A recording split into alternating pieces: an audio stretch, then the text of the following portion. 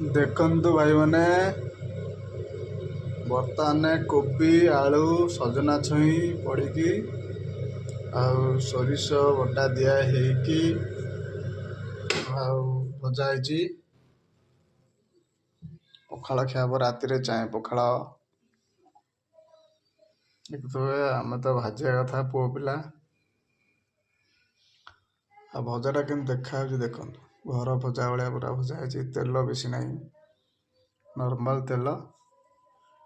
एटा सजना छुई कोबी गोटे आनी छोटियाटे से 30 टंका एडिटे कोबी 30 टंका